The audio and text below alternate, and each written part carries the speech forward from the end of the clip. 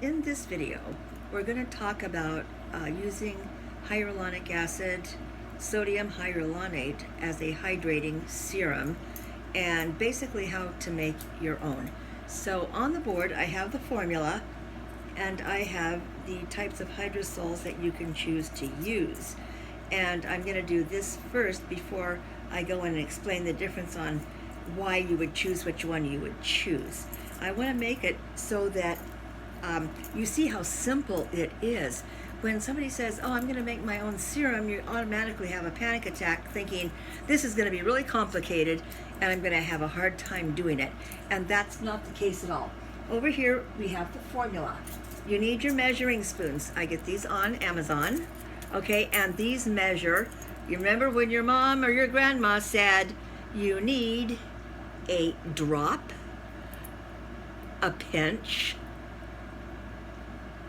I can't read them all, but this one is a tad, and this is the largest one of the series, and we're going to use a tad of hyaluronic acid, but notice here that it says sodium hyaluronate, so this is SH, while this one is hyaluronic acid, this is HA. So when we're talking about HA, we're talking about hyaluronic acid. When we're talking about SH, we're talking about sodium hyaluronate, which is a derivative of hyaluronic acid, which I'll explain more when I turn the board around and we do the other side. Right now, I want to show you how easy it is to make. This is a 1 ounce jar, and notice it's labeled moisturizer. Don't make anything when your containers aren't labeled. And I've chosen lavender because I'm going to make it for me. And so this is a 1 ounce container. So you're going to take your lavender hydrosol and you're going to pour it into your 1 ounce container. And then you're going to use your SH sodium hyaluronate, and we're going to take a tad. I can get my tad back out here. Good grief. Okay, so we're going to take a tad, a spoonful, a levelish, and drop it in. Make sure you always replace your lids. Okay, then I'm going to put the lid on it like this, and we're going to shake it. Okay, and then we're just going to let it set. And at the end of the lecture, hopefully, it will have dissolved. Normally, it takes maybe an hour to an hour and a half for the powder to absorb all the liquid around it. So it may or may not be ready when we're done. But that's it. That's how simple it is to make. Unbelievable, right? Okay, so now it's your measuring spoon, 1 ounce jar of either purified water or your hydrosol of choice. Now, the hydrosol of choice is what's going to make it client skin type specific for you. So purified water, of course, everybody across the board, it's not a big deal. But my hydrosol then of choice, I can choose either the lavender or the chamomile, and this can be used for normal, sensitive, rosacea, lupus. It's very calming. It's good for the nerves, endings in the skin. Chamomile especially has a neurotransmitter that kind of helps soften down the nerves and calm the skin. So it's a good choice basically for anybody. But clients want to know that their skin is special. And we have an issue. Lemon verbena, lemon for oily skin. Calendula for oily acneic. Rose geranium, white rose, or rosemary for dry, mature skin. So I don't like the smell of roses, so I would never choose these. But a lot of people do like that smell. But I'm a lavender. I like that smell. So that's what I choose to put my brew in. You'll notice it's kind of clumpy. And don't panic when that happens, because that's normal. It's just going to take it about an hour to maybe an hour and a half, so it may or may not be done by the time I finish the video. But I get my hydrosols from Mountain Rose Herbs. They have the best buy. These, and depending on the type, this is the white rose one, and depending on where it comes from determines the price. The lavender is the least expensive, and I think the 16 ounce is right about, you know, between $16 and $20. Your hydrosols are expensive because they are based on the distillation of the plant, and they're just not purified water. Okay, purified water is very cheap, very inexpensive. You buy a bottle of water, you know, and you have your brew, but then I don't have skin specific. I only have hydration qualities. I don't have the benefit of the medicinal qualities of my essential oils. The measuring spoons and my HA and my hyaluronic acid and my SH I get on Amazon. And then you have antimicrobials and yeast. Antimicrobial is kind of like to keep the bacterial infection down, but it's a natural preservative. It comes from beets, the lucidol. The anticide keeps down the yeast and the mold, so your product won't mold. This will last quite a while, and I've never had any trouble with it. But if you want to add these, I get these antimicrobial and yeast protectors on Lotion Crafters, and it's this is what the little bottle looks like, and this is your preservative. So if we wanted to, we could take the lucidol, which is antimicrobial, provided I can get the lid off of it, and I can take it and add a few drops to my serum, shake it up, and this is a natural preservative. I prefer natural preservatives over chemical preservatives anytime. Remember that the skin is an organ, and anytime you have chemicals that you're putting on it, if they have any issues, the skin has to then go in and fight off the side effects of the chemicals that we're using as preservatives in our products. So, and I've never had one of these mold, by the way, and I use it all the time. I've been doing it for a very long time. So depending on skin type, choose your liquid, your hydrosol of choice. A 1 ounce jar.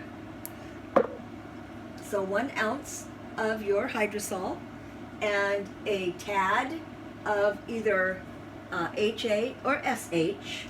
Shake it up, and if you want to, add your preservative to it, and that's how simple this serum is to make.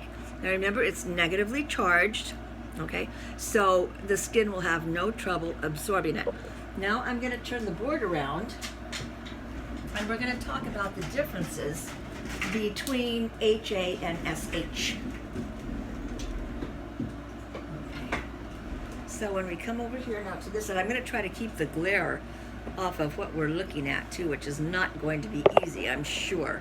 So we'll start from the top, and hyaluronic acid will be referred to as HA, and sodium hyaluronate will be referred to as SH. These, by the way, I only buy ingestibles because if it's safe for you to eat, it's safe for your skin to absorb. Anything that you can ingest is good. As an ingestible, it's used for arthritis, to keep your joints lubed. It helps keep the fluid in your eyeballs because your body makes hyaluronic acid on its own. This is your synovial fluid in your joints that keep you from squeaking when you walk. When you start to get arthritis and your body doesn't make as much of the hyaluronic acid as it used to, then the joints are a little more stiff and a little more difficult, and so they give them as ingestible. Injectables are the things that they put in your cheeks and your lips to give you that plump up look. And then you have topical. When you're looking at hyaluronic acid, sodium hyaluronate is not suitable for pregnant or lactating women. Okay, that's off the list. As a topical, it's probably okay, but not as an injectable or as an ingestible. Now, hyaluronic acid has its source from either the eyes of the cow or the combs of the rooster. So it's a natural resource. It hydrates the epidermis. It has a fairly large molecular structure, which when you're looking at liquid isn't all that large, okay? And it basically is hydrating the epidermis, but that's all hydrators do, okay? For anything to get into the dermis, remember, you have to use electricity. Nothing goes in to the dermis past your basement membrane without electricity. The hyaluronic acid is better for younger skin. The older we get, our body stops manufacturing the hyaluronic acid and we lose the moisture in our skin first. And the sodium hyaluronate, because it's a sodium salt, it's extracted from hyaluronic acid. The two are similar, but a little bit different because this is an extract. This comes out of hyaluronic acid. Because it's a sodium, it's a salt. And we know from medical history that when you have too much sodium in your diet, your ankles will swell. It's called edema. And that's because sodium holds moisture.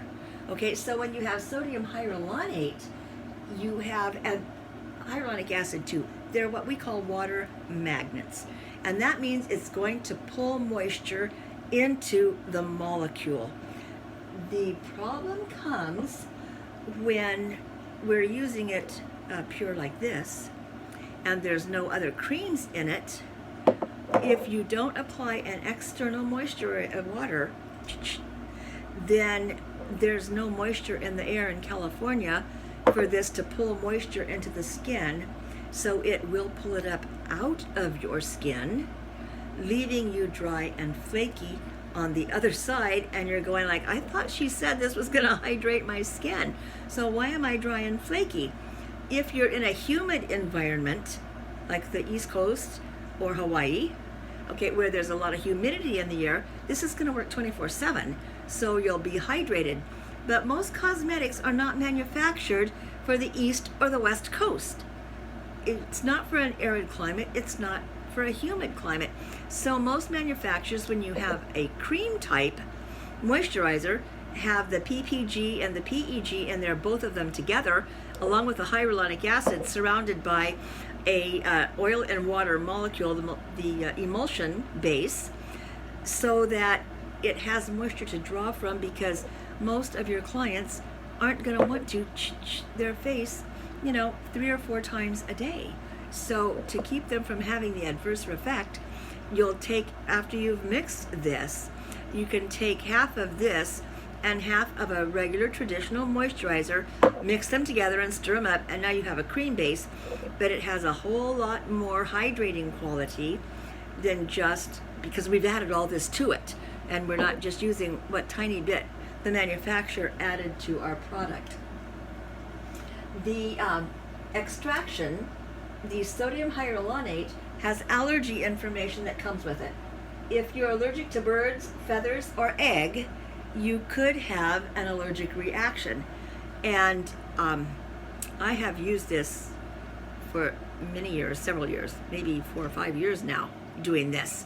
And I have a massive allergy to egg. If I were to eat an egg, I would probably drop dead before the paramedics could get here. I'm that allergic. I can't eat cake because it has eggs in it. I'm gonna break out in hives and welts. So for me, I was really surprised to see that allergen on here, because this has no effect on my skin at all. I use it every day and I have no allergy issues. But once again, it doesn't hurt to ask and take a test, an allergy test, to see if a client is going to have an allergic reaction if they have allergies to these 3 things, okay? If it's hydrolyzed, then it has a very small molecular size and it's much easier to penetrate.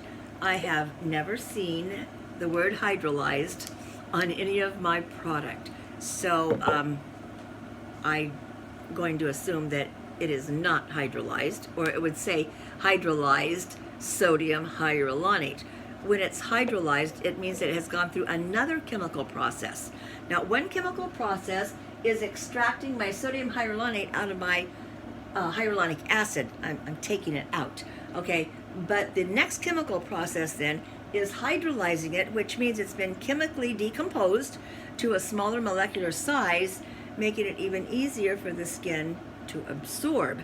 So once again, I've not seen the word hydrolyzed, but because it's negative and your skin is positive, I've never had any trouble with my skin absorbing it. Now, for the deeper penetration, I use it with electricity. Okay, so when I'm doing my normal routine, I do my regular cleanse. Then I take my sodium hyaluronate serum and I put that over the face. This stays really liquidy. It feels kind of slimy, but it's still very, very liquid. You possibly could even put it in a sprayer bottle to mist it on your face, but I just use my fingertips and you just gently rub it in. And then I take Epicure's aloe gel, and I put the aloe gel over the top of it, and then I use the high frequency unit.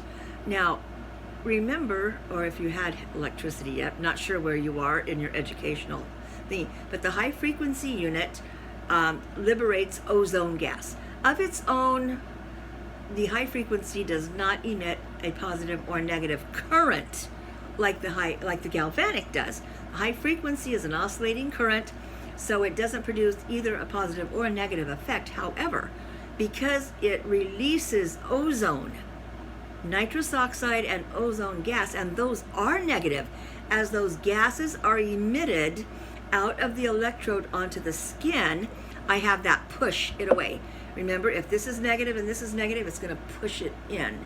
So I can get a little bit deeper into maybe all 5 layers of my epidermis. Now, if I want it to go into the dermis, I need my galvanic negative. I need to take my galvanic negative and apply it over the serum, because negative to negative is repelling. It's pushing it into my skin. Then I'm going to add a regular hydrator, a regular moisturizer. And it can be whatever your client likes. It doesn't matter really, because if you look at the formulas, they're almost all the same. So whatever moisturizer that you like using, you're just wondering why it's not as effective, you put that moisturizer on next. And then you take your galvanic positive current and you push it into the skin. And now I've hydrated the dermis. But without those 2 currents, this stuff is only going to be an epidermal. It only hydrates the epidermis. So it's not going to be as effective as if we use it with our electricity. So when you're explaining all this to a client, you need to understand that she is not, probably going to want to use electricity, because we have a lot of clients who are just kind of opposed to the thought, no, electricity and moisture, I'm going to electrocute myself, something horrible can happen to me. And that's usually not the case, especially with the galvanic. It's like a battery. I don't think anybody's ever been electrocuted charging the battery in their car, unless you hooked it up wrong, then you might. But when you change the batteries from a appliance that uses batteries, you don't get shocked from it, because it's not that type of an electricity. It's a chemical current, not electrical. The high frequency can shock you, and there's a video on how to safely use the high frequency. So if you haven't had that one yet, you might want to go back and look at it. But the main difference is hyaluronic acid is a better choice for younger skin, while the sodium hyaluronate is the better choice for mature skin, because of the ability to get deeper into the layers where my skin truly needs more moisture than it does in a younger person. I also need to be sure I'm drinking more water, just in case it starts to pull it out. I've got to have moisture in my body for this to work, because it's going to come from both angles. I want more from the outside if I can, and I'm going to make sure that I provide a good source of moisture so this doesn't have the opposite effect on my client. Now, we're through with the lecture, and it still hasn't dissolved as yet. And this is only like a 20-minute video, and normally this takes an hour for it to dissolve, and it will be eventually, but don't panic. So making your own serum with hyaluronic acid or sodium hyaluronate is not intimidating. It's very easy for you to do. and it's not expensive. Your biggest expense is going to be your hydrosol, because even this is 25 grams. I don't remember how much it was, $35, I think. But there's enough powder in here if you're just doing it for yourself or some clients. That's a lot. It makes a lot of serum. And of course, this little dude here is humongous. Okay, and once again, though, it's packaged by weight, not by volume. But it doesn't matter. You don't need them both. I've used them both, and I didn't see any great difference in how my skin was hydrated. They both seem to be just as effective as the other one.